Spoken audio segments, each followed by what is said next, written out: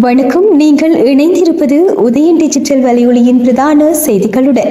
செய்தி தொகுப்பு உதயன் டிஜிட்டல் செய்தி பிரிவு. செய்திகளுடன் இணைந்திருக்கும் நான் லிஷா தரணீஸ்வரன்.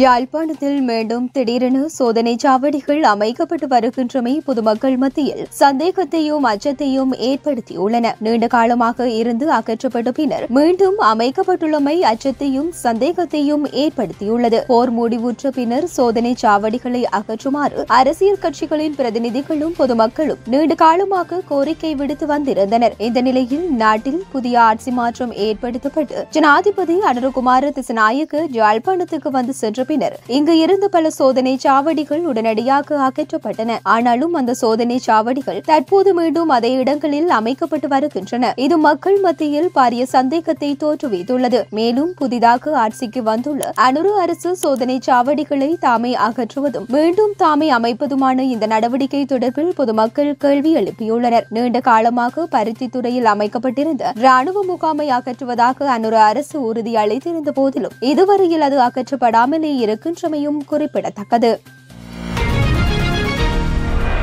புலம்பெயர்ந்த இலங்கையர்கள் பிறப்பு சான்றிதழ், திருமண சான்றிதழ் மற்றும் இறப்பு சான்றிதழ்களை தாமதமின்றி அந்த நாடுகளில் உள்ள தூதரகங்கள் மூலம் பெற்றுக்கொள்ளும் டிஜிட்டல் வசதியை இலங்கை அரசு ஆரம்பித்துள்ளது. நேற்றைய தினம் ஜனாதிபதி அனுரகுமார திசாநாயக்கவினால் டிஜிட்டல் மயமாக்கல் வேலை திட்டத்தின் கீழ் நடைமுறைப்படுத்தப்படும் திட்டமாக புலம்பெயர்ந்த இலங்கையர்கள் பிறப்பு சான்றிதழ், திருமண சான்றிதழ் மற்றும் இறப்பு சான்றிதழ்களை தாமதமின்றி அந்த நாடுகளில் உள்ள தூதரகங்கள் மூலம் பெற்றுக்கொள்ளும் டிஜிட்டல் வசதி ஆரம்பிக்கப்பட்டுள்ளது. மேலும் வெளிவிவகார, வெளிநாட்டு வேலை வாய்ப்பு மற்றும் சுற்றுலா அமைச்சின் கீழ் இயங்கும் இணையதளம் அமைச்சர் விஜித ஹேரத்தினால் திறந்து வைக்கப்பட்டதுடன் இந்த முன்னோடி திட்டம் 7 தூதரகங்கள் சார்பில் செயல்படுத்தப்படுகின்றது. இதன்படி Japan, Qatar, Milan, Toronto, Melbourne, Dubai ஆகிய நாடுகளில் உள்ள குவைத் தூதரகங்களில் பிறப்பு சான்றிதழ், திருமண சான்றிதழ் மற்றும் இறப்பு சான்றிதழ்களை தாமதமின்றி பெற்றுக்கொள்ளும் வாய்ப்பு அந்த நாடுகளில் வாழும் இலங்கையர்களுக்கு கிடைக்கும் என்பதுடன் எதிர்காலத்தில் அனைத்து தூதரகங்களையும் உள்ளடக்கிய வகையில் இந்த திட்டம் செயல்படுத்தப்படும் எனவும் தகவல்கள் தெரிவிக்கின்றன.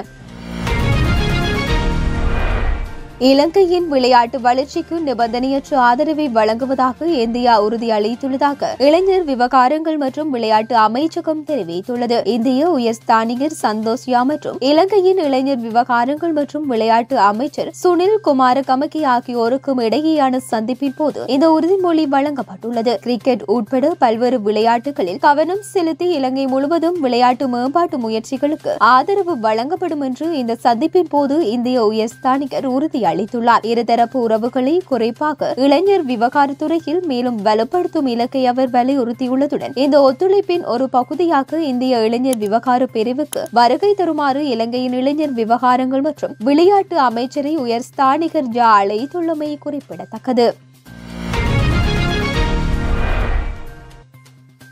நாடளாவிய ரீதியில் உள்ள பாடசாலைகளில் சுகாதார சேவைகளை நவீனமயமாக்குவதற்கு திட்டமிடப்பட்டுள்ளதாக பிரதமர் ஹரணி அமரசூரிய தெரிவித்துள்ளார். உலக வங்கியின் ஆதரவின் கீழ் புதிய வேலை திட்டங்களை நடைமுறைப்படுத்துவதன் மூலம் இதனை மேம்படுத்த உள்ளதாகவும் பாடசாலை கல்வி நவீனமயமாக்கல் வேலை திட்டத்தின் கீழ் உலக வங்கியின் அனுசரணையுடன் முன்னெடுக்கப்படும் திட்டங்களின் தற்போதைய முன்னேற்றம் தொடர்பாக பிரதமர் கலாநிதி ஹரணி அமரசூரிய தலைமையில் நடைபெற்ற கலந்துரையாடலில் இதனை தெரிவித்துள்ளார். மேலும் கடந்த சில வருடங்களில் பாடசாலை மாணவர்கள் மற்றும் பாடசாலைகளுக்காக நடைமுறைப்படுத்தப்படும் திட்டங்களின் தற்போதைய வீதம் குறித்து நீண்ட கலந்துரையாடல் இடம்பெற்றதுடன் இலங்கையில் இடைநிலை கல்விக்கான தகவல் தொழில்நுட்ப பாடப்பகுதியின் அபிவிருத்தி குறித்தும் பிரதமர் கவனம் செலுத்துவதாக தெரிவித்துள்ளார்.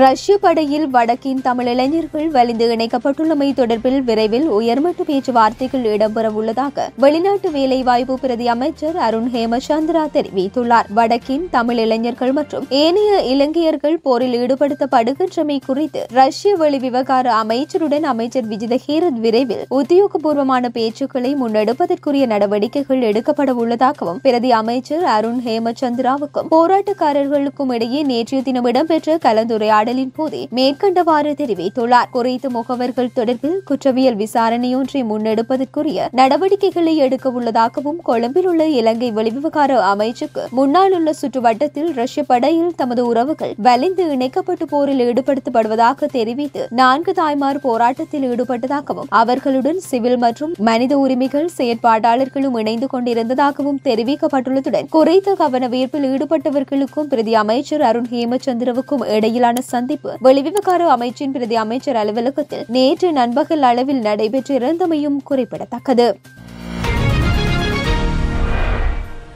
யாழ்ப்பாணம் கோப்பாய் போலீஸ் பிரிவுக்கு உட்பட்ட உரும்பராய் பகுதியில் ஒருவரை கட்டி வைத்து தாக்குதல் நடத்தினார்கள் என்ற சந்தேகத்தின் பேரில் 5 பேர் கைது செய்யப்பட்டுள்ளனர். தாக்குதல் சம்பவம் தொடர்பாக வெளியான காணொலியை அடிப்படையாக கொண்டு கோப்பாய் போலீசாரினால் 3 பேரும் யாழ்ப்பாணம் போலீஸ் புலனாய்வு பிரிவினரால் 2 பேரும் என 5 நேற்றைய தினம் கைது செய்யப்பட்டுள்ளனர். கடந்த வாரம் உரும்பராய் பகுதியில் உள்ள வெதுப்பகம் ஒன்றுக்கு வந்த ஒருவர் அப்பகுதியில் நிலத்தில் விழுந்து கிடந்த தங்க ஆபரணத்தை எடுத்து வெதுப்பகத்தில் வழங்கியுள்ளார். சில தினங்களுக்கு பின்னர் அடிக்கடி நகை உரியவர்களிடம் வழங்கப்பட்டதா என வெதுப்பகத்தில் கேள்வி எழுப்பியுள்ளார். இந்த நிலையில் வெதுப்பகத்தில் இருந்த இளைஞர் குழு குறித்த நபரை கட்டி வைத்து தாக்கி காணொலியை வெளியிட்டுள்ளனர். இந்த சம்பவம் தொடர்பாக விசாரணைகளை மேற்கொண்டுள்ள கோப்பாய் போலீசார் கைதானவர்களிடம் மேலதிக விசாரணைகளை முன்னெடுத்து வருகின்றனர். சீனாவில் தற்போது மிகவும் வேகமாக பரவி வரும் மெட்டாப் நியூமோ வைரஸ் தொற்றுக்கு இலக்கான மூவர் இந்தியாவில் அடையாளம் காணப்பட்டுள்ளனர். இந்திய மருத்துவ ஆராய்ச்சி நிறுவனத்தின்படி பெங்களூரில் 8 மாதம் மற்றும் 3 மாத குழந்தை என 2 குழந்தைகளுக்கு வைரஸ் தொற்று இருப்பது உறுதி செய்யப்பட்டுள்ளது. குஜராத்தில் 3வது நோயாளர் அடையாளம் காணப்பட்டுள்ளதுடன் 2 மாத குழந்தைக்கு வைரஸ் தொற்று இருப்பதும் உறுதி செய்யப்பட்டுள்ளது. குழந்தைகள் சிகிச்சைக்காக மருத்துவமனைகளில் அனுமதிக்கப்பட்டதுடன் பெங்களூரில் உள்ள 3 மாத குழந்தை சிகிச்சையின் பின்னர் வீடு திரும்பியுள்ளதாகவும் தெரிவிக்கப்பட்டுள்ளது. மேலும் குழந்தைகளில் ஒருவர் திருப்பதிக்கு பயணம் செய்திருப்பதும் உறுதிப்படுத்தப்பட்டுள்ளது. அமெரிக்காவின் மத்திய பகுதியை பாதித்த பனி புயல் நிலைமை அடுத்த சில நாட்களில் கிழக்கு பகுதியை நோக்கி நகரும் என அந்நாட்டின் தேசிய வானிலை அறிவித்துள்ளது. பனி புயல் அபாயம் காரணமாக வர்ஜீனியா உள்ளிட்ட பல பகுதிகளில் அவசர நிலையும் அறிவிக்கப்பட்டுள்ளதுடன் கெண்டக்கி, வர்ஜீனியா, மேற்கு வர்ஜீனியா, கன்சாஸ், ஆர்கன்சாஸ் மற்றும் மிசோரி ஆகிய இடங்களில் அவசர நிலை அறிவிக்கப்பட்டுள்ளது. மேலும் பனி புயலுடன் ஏற்பட்டுள்ள பனிப்பொழிவு கடந்த ஒரு தசாப்தத்தில் ஏற்பட்டு மிக மோசமான பனிப்பொழிவாக இருக்கலாம் என்றும் பிரித்தானியாவின் பல பகுதிகள் குளிர்கால நிலையால் பாதிக்கப்பட்டுள்ளதுடன் சில பகுதிகளில் வெப்பநிலை -11 பாகை செல்சியஸை எட்டியுள்ளதாகவும் கடும் பனிப்பொழிவு காரணமாக இங்கிலாந்தின் பல விமான நிலையங்களின் செயல்பாடுகள் பாதிக்கப்பட்டுள்ளதாகவும் இதன் காரணமாக மான்செஸ்டர், பர்மிங்காம் உள்ளிட்ட பல விமான நிலையங்களின் ஓடுபாதைகள் தற்காலிகமாக மூடப்பட உள்ளதாகவும் தெரிவிக்கப்பட்டுள்ளதுடன் வடக்கு இங்கிலாந்தின் சில பகுதிகளில் சுமார் 25 சென்டிமீட்டர் பனிப்பொழிவு காரணமாக போக்குவரத்தும் தடைப்பட்டுள்ளதாகவும் ஜெர்மனியில் நிலவும் கடும் பனிப்பொழிவு காரணமாக பல விமான சேவைகள் ரத்து செய்யப்பட்டுள்ளதாகவும் வெளிநாட்டு ஊடகங்கள் தெரிவிக்கின்றன. 13 அணிகளுக்கு இடையிலான 11வது இந்தியன் சூப்பர் லீக் கால்பந்து தொடர் பல்வேறு நகரங்களில் நடைபெற்று வருகின்றது. இந்த தொடரில் ஒரு லீக் ஆட்டம் நடைபெற்றது. கொல்கத்தாவில் நடைபெற்ற இந்த ஆட்டத்தில் ஈஸ்ட் பெங்கால், மும்பை சிட்டி அணிகள் மோதின. ஆட்டத்தின் முதல் பாதியில் மும்பை அணி 2-0 என்ற கோல் கணக்கில் முன்னிலை வகித்தது. தொடர்ந்து நடைபெற்ற இரண்டாவது பாதி ஆட்டத்தில் ஈஸ்ட் பெங்கால் அணி அடுத்தடுத்து 2 கோல்களை அடித்து ஆட்டத்தை சமனுக்கு கொண்டு வந்தது. தொடர்ந்தும் இந்த ஆட்டம் சமனில் முடியும் என எதிர்பார்க்கப்பட்ட நிலையில் மும்பை அணி மேலும் ஒரு கோல் அடித்து 3-2 என்ற கோல் கணக்கில் முன்னிலை பெற்றது. இறுதியில் இந்த ஆட்டத்தில் ஆட்ட நேர முடிவில் 3-2 என்ற கோல் கணக்கில் ஈஸ்ட் பெங்கால் அணியை வீழ்த்தி மும்பை சிட்டி FC வெற்றி பெற்றது. இத்துடன் உதயன் டிஜிட்டல் வலையொலியின் பிரதான செய்திகள் நிறைவடைகின்றன. தொடர்ந்தும் செய்திகளை உடனுக்குடன் அறிந்து கொள்ள எமது உதயன் டிஜிட்டல் வலையொலி பக்கத்துடன் இணைந்திருங்கள். வணக்கம்.